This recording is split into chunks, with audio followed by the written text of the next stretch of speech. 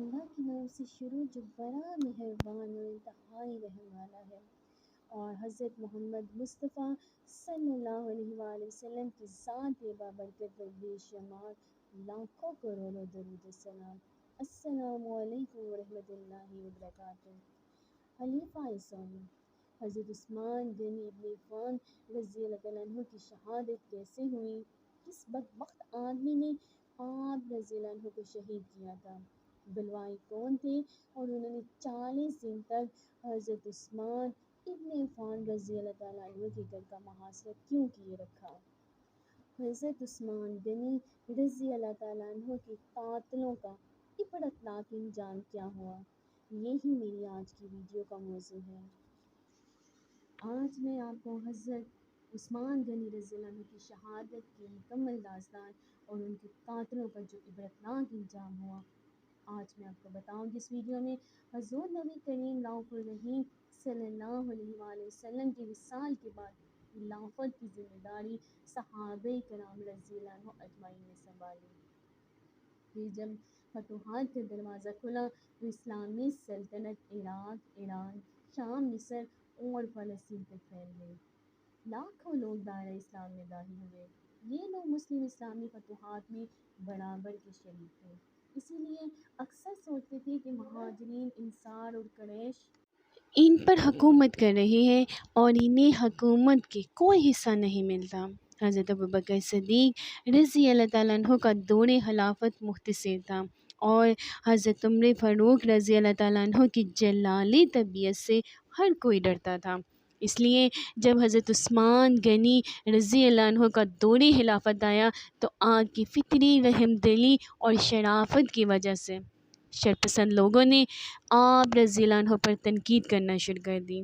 ان حاسدین کا سردار عبداللہ ابن سبا تھا، جسے یہودیوں نے ایک سازش کے طور پر مسلمانوں کے اندر انتشار پیدا کرنے کے لیے تیار کیا ہوا تھا۔ عبداللہ ابن سبا نے حضرت عثمان غنی رضی اللہ عنہ کے خلاف فتنے کو ہوا دینے کے لیے خالد ابن ملزم، کنانہ ابن بشیر اور سدان بن حمران جیسے لوگوں کو اپنے ساتھ شامل کر لیا، جو اس کے ایک اشارے پر ہر کام کرنے کے لیے تیار رہتے تھے۔ یہ تمام حضرات ہر علاقے میں جا کر لوگوں کو حضرت عثمان غنی رضی اللہ عنہ کے خلاف ابھارنے لگ گئے۔ پھر یہ فتنہ اتنا عروج کو پہنچا کہ مصر سے 1000 آدمی بظاہر حج کے ارادے سے روانہ ہوئے، لیکن ان کا ارادہ حضرت عثمان غنی رضی اللہ عنہ کو معزول کروانا تھا۔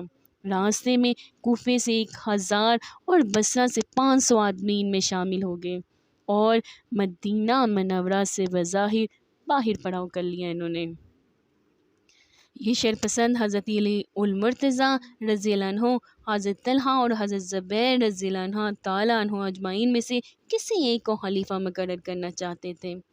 حضرت عثمان غنی رضی اللہ عنہ نے حضرت علی کرم اللہ وجہہ کے مشورے سے ان کے کچھ مطالبات مان لیے، لیکن یہ لوگ بضد رہے کہ سیدنا عثمان غنی رضی اللہ عنہ کے مکان کا محاصرہ کر لیا۔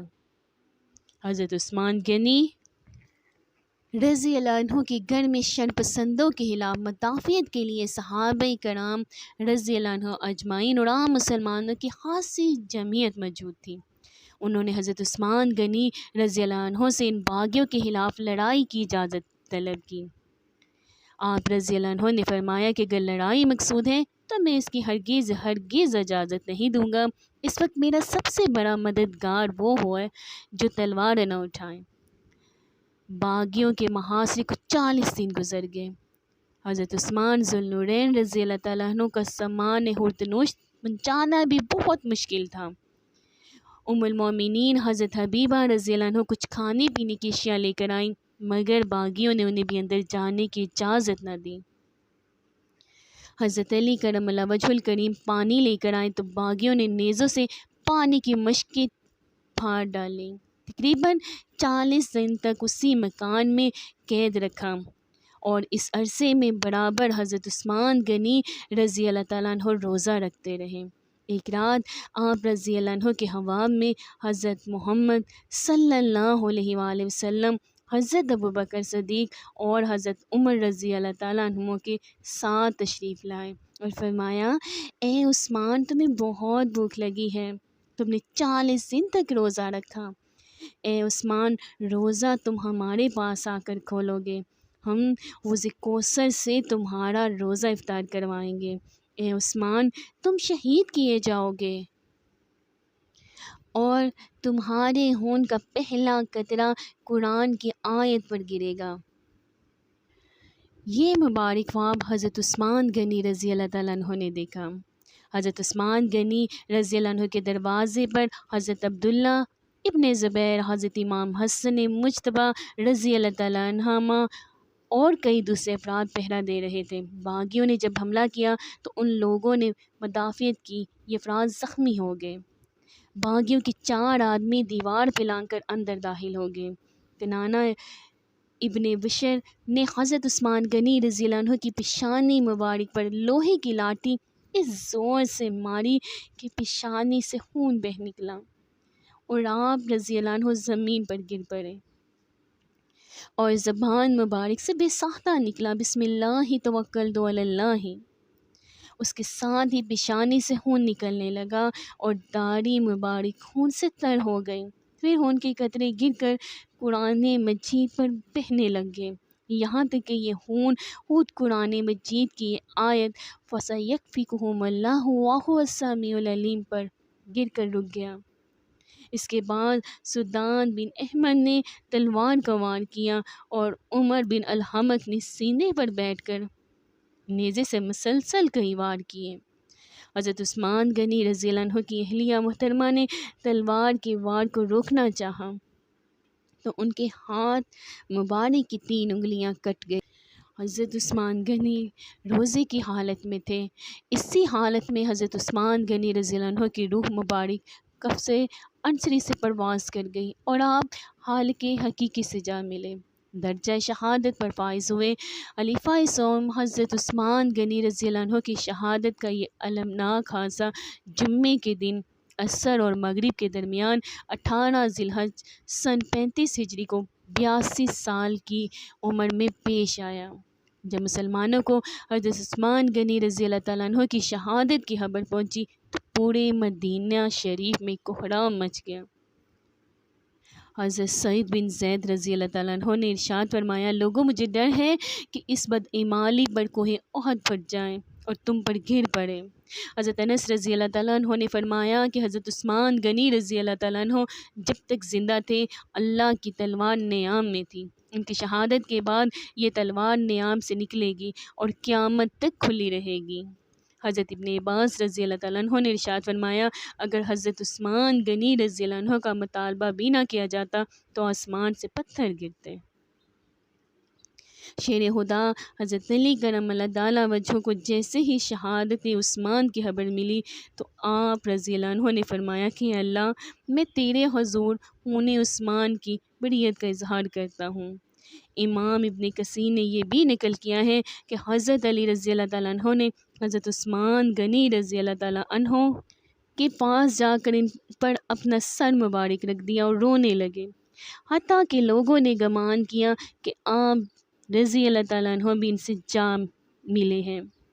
بلوائیوں کی شورش کی وجہ سے سیدنا عثمان غنی رضی اللہ عنہ کی نعش مبارک 3 دن تک ان کے مکان میں موجود رہی، پھر چند جانثاروں نے اپنی جانوں کی پرواہ کیے بغیر رات کے اندھیرے میں آپ کے مکان میں داخل ہو کر جسم اقدس کو غسل دیا اور کفن پہنایا، پھر جنت البقیع میں لے جا کر نماز جنازہ ادا فرمائی۔ آپ کی نماز جنازہ میں فرشتے بھی شریک ہوئے۔ سبحان اللہ۔ حضرت عثمان غنی رضی اللہ عنہ کی تدفین جنت البقیع میں کر دی گئی۔ حضرت عثمان غنی رضی اللہ عنہ کی شہادت میں ملوث تمام افراد کا عبرتناک انجام ہوا۔ خود عبداللہ ابن سبا بری طرح آگ میں جل کر واصل جہنم ہوا، اور وہ کیوں نہ واصل جہنم ہوتا آگ میں، اسی نے حضرت عثمان غنی رضی اللہ تعالیٰ عنہ کے خلاف یہ آگ بھڑکائی تھی۔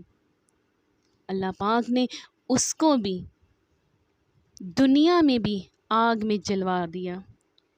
آگ میں وہ واصل جہنم ہوا۔ حضرت عثمان غنی رضی اللہ عنہ پر تلوار چلانے والا سدان بن حمران کو آپ رضی اللہ عنہ کے ایک غلام نے قتل کیا۔ محمد بن ابی بکر مصر میں قتل ہوا۔ اسی طرح بشیر بن کنانہ اور عمر بن الحمہ کو شامی فوج نے قتل کیا۔ ان سب لوگوں کا برا انجام ہوا۔ دعا کرتی ہوں کہ ہم مسلمان ہیں، اللہ تعالی ہم سے اچھے کام لے اور ہم اچھے سے اچھے کام کریں، وہ کام کریں ہم جس میں اللہ رب العزت ہم سے خوش ہو۔ پیارے محبوب حضرت محمد مصطفیٰ صلی اللہ علیہ وآلہ وسلم خوش ہو۔ اللہ پاک ہمیں نبی پاک مصطفیٰ صلی اللہ علیہ وآلہ وسلم کی سنت طیبہ پر چلنے کی توفیق عطا فرمائے اور قرآن پاک پر عمل کرنے کی بھی توفیق عطا فرمائے۔ آمین یا رب العالمین۔ اللہ پاک نے ہمیں ایمان والی زندگی دی ہے، ہمیں ایمان پر قائم رہنا اور ہمیں ایمان پر موت بھی اللہ رب العزت نصیب فرمائے۔ آمین یا رب العالمین۔ اللہ رب العزت آپ سب کا حامی و ناصر ہو۔ ملتی ہوں پھر آپ کے ساتھ نیکسٹ ویڈیو میں، فی امان اللہ۔